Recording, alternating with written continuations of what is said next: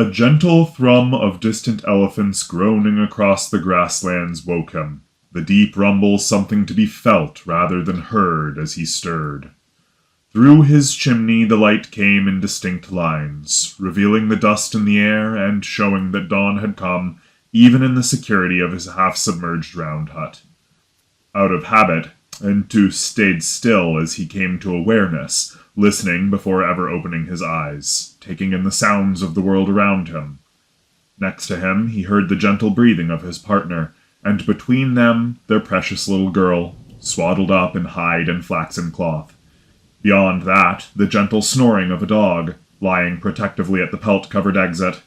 One chewed idly at the knuckle joint of an aurochs killed last week, the sound of sharp teeth grinding against dry, already weathered bone. The third canine wasn't present, outside guarding their son as he played with his fellows in the early morning light, while the sentries began to get drowsy and the need for their sharp eyes lessened. Beyond the sound of children playing and young women getting to work on the first chores of the day, the bellow of a pair of rhinos in the throes of combat came upon him. Shortly thereafter, the sound of lions roaring and the angry calls of a passing troop of monkeys. And wind, through the ripening grain, touched his ears. The drops of water reached him from the recent rains that were just beginning to slow now that the land had been properly inundated. And beyond even that, the distant sound of seabirds to the north, reminding him of their allies on the shore. Soon they'd have to bring some of the new grain to the river mouth to re-establish ties with the divers after the long rainy season, but, with luck, those distant cousins would have a plethora of shells and beads to give them in return. The smell of boiled food hit his nose as he finally stirred, giving a long stretch and a yawn while sliding away from his beloved and her tiny copy, all swaddled and calm. Onga raised a hand to him from the communal boiling alcove as he left his hut, squinting in the morning light and stretching again in the sun before joining her. She tended the nearby flame, heating rocks and transferring them to the soup. Pleasantly, the water hissed as the stone touched it, bubbling around the thing as it slowly cooked the food within. "The smell is good," the hunter told her as he came near. "When will it be done?" "When it is done," Onga giggled at him, waving a hand dismissively. "How is the baby?" "She is good. Healthy," he told her, looking along the plain to the north and appreciating the view of the great river Osha just to the west. Hippos sunned themselves alongside crocodiles at the shores, and the lone lion of the area sat atop a rock outcropping in the distance, surveying his territory lazily in the morning light. Entu's sharp eyes saw the beast was calm and sleepy, his stomach swollen with the reward of a recent hunt. There would be no danger from such an animal for several days, by which time he would certainly move on. "How is my son?" he asked in return, turning his head to lay eyes upon the gang of nearby children playing with the dogs. "Beating up the other children as usual," the older woman chuckled as she pulled a cool stone from the water niche and replaced it with a hot one. "Sneaking up on things he shouldn't, just like you when you were that small." The satisfying bubble and sizzle brought him great comfort. When he was just a boy, Onga was just learning to boil soup with her own mother, and he got to enjoy it every day.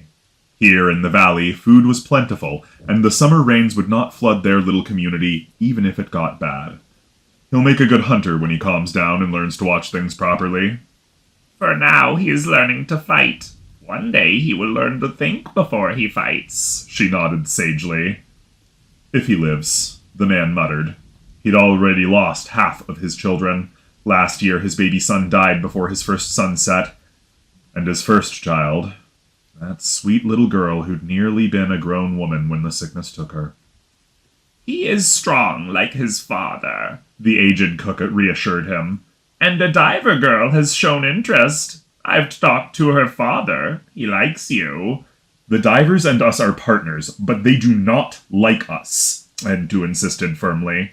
"Without them and the trappers, we could not resist the Natu. That is all. They do not hunt like we do. They do not journey beyond the river as we do. Ours is the better way." "There are many who believe we should come together rather than separate ourselves," she countered. "Have you not considered it at least?" He gave a brief grunt and turned away for a moment to stare at the northern expanse. In the distance he could see the smoke pillars of the diver village.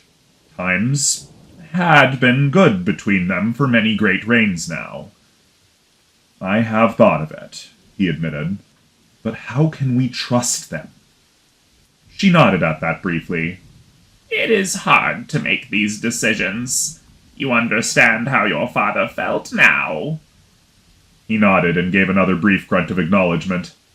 It had been hard to settle down here, to set up a new life where they wrestled the plants to their will, where they corralled animals previously hunted into pens made out of big sticks and rocks. The times of his grandfather had been those of experimentation and error not remembered by those who were born now, not understanding the hardship of the wild like he and his father did. Even so, hunting was still necessary, and it gave him a brief moment of comfort to walk the boundaries. Spear in hand and bow shouldered, he meandered along the length of the great osha, taking in the many sounds of the world around him. He'd grown up here, walking the routes. He knew every stone and twig, how they'd moved, how things became different over time, and what that meant. The small things of the grass scrambled below him. The day was good, and it kept them feverishly busy. Meanwhile, the water birds were dozing on one long leg in deep water, so the crocodiles were full and the hippos were out to eat the grass of the river floor, and a bit of fishing could be done. A drag mark told him that a leopard had pulled a gazelle up a tree nearby last night, but it had been early in the night, and such a kill was no doubt half consumed by now, as evidenced by the fact that some of the grass was already starting to stand itself back up. He stopped briefly. An elephant had pushed her feet through the dirt nearby, a great set of cleaves in the sandy soil covered in bright green foliage. She was weak, though there was no blood. He followed the track over a nearby dune and looked to the riverside where she'd fallen. Wizened and old, he saw her cloudy eyes as she lay in the shallow water along the shore. Clearly she'd dragged herself here, alone and without aid, to die in a cool and comfortable place. He slowly stepped up to her and listened to her deep, labored breathing with a sort of sadness. Such animals were hallowed things, intelligent and feeling, with communities of their own not unlike his family. Who, he wondered, had abandoned this old girl? Aware of the dangers, he put down his spear and sidled up to her, putting his hand on her face gently after some time of approach. Her cloudy eyes rolled around in her head, but clearly she could not see him. Quietly he cooed to her, like he'd seen his beloved doing with all of their children, that soothing tone of care and comforting love. He knew he did not have to kill her. Soon she would pass, and he would need to call for both the divers and the trappers to make sure her body was used responsibly. Such a carcass could feed all 3 of their little villages for a moon cycle if stored properly. Even so, he couldn't help but to feel pain for her loss, for wherever her family went. It wasn't normal for one of her kind to die alone. "I will stay with you, old woman," the hunter said, shedding a single tear as he sat down next to her and pat her head. "You will not be alone." As though responding to him, she made a small rumble and lifted her trunk, touching his head in return, before pointing across the river.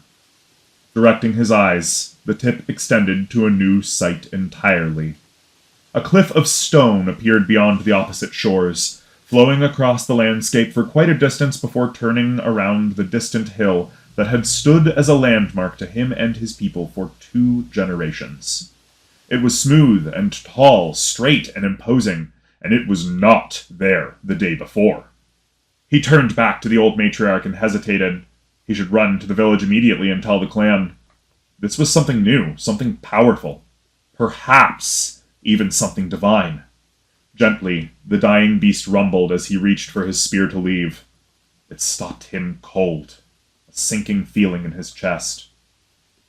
No, he sighed, sitting back down next to her.